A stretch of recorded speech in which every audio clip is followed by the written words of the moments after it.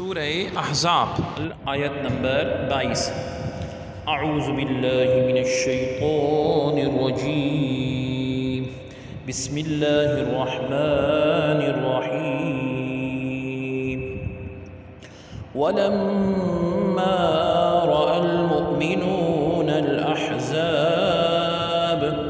قَالُوا هَذَا مَا وَعَدَنَا اللَّهُ وَرَسُولُهُ وَصَدَقَ اللَّهُ وَرَسُولُهُ وَمَا زَادَهُمْ إِلَّا إِيمَانًا وَتَسْلِيمًا۔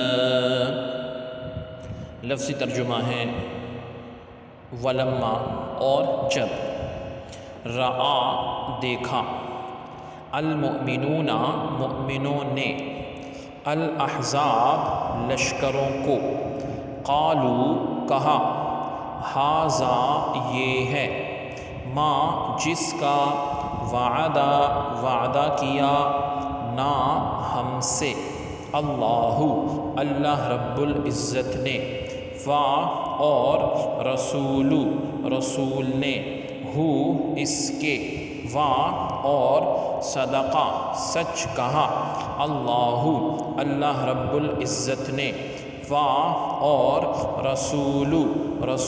نے، اس کے، اور ما نہیں زیادہ بڑھایا، ہم ان کو، اللہ مگر، ایمان، اور تسلیم یعنی فرما برداری۔ بامحاورہ ترجمہ ہے،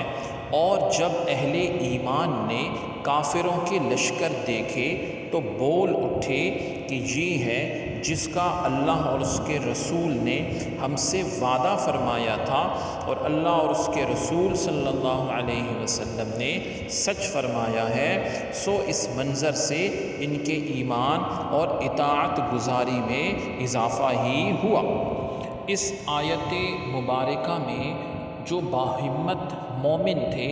ان کا حال بیان فرمایا گیا ہے، اور آیت کا خلاصہ یہ ہے کہ جب غزوہ خندق کے دن مسلمانوں نے کفار کے لشکر دیکھے تو کہنے لگے یہ وہ ہے جس کا ہمیں اللہ رب العزت اور اس کے رسول صلی اللہ علیہ وسلم نے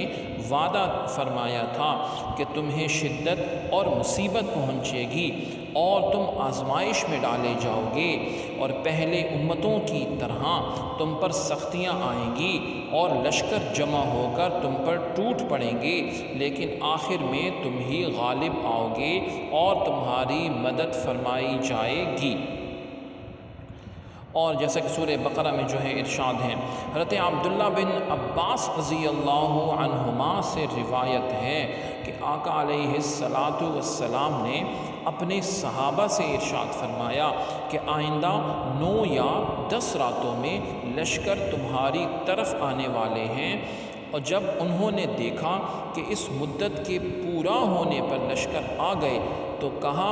یہ ہے وہ جس کا ہمیں اللہ اور اس کے رسول صلی اللہ علیہ وآلہ وسلم نے وعدہ فرمایا تھا، اور اس کے تمام وعدے سچے ہیں، سب یقینی طور پر واقع ہوں گے، ہماری مدد بھی ہوگی، ہمیں غلبہ بھی دیا جائے گا، اور مکہ، روم، فارس بھی ہمارے ہاتھوں فتح یاب ہوں گے، اور ان لشکروں کے آنے کے،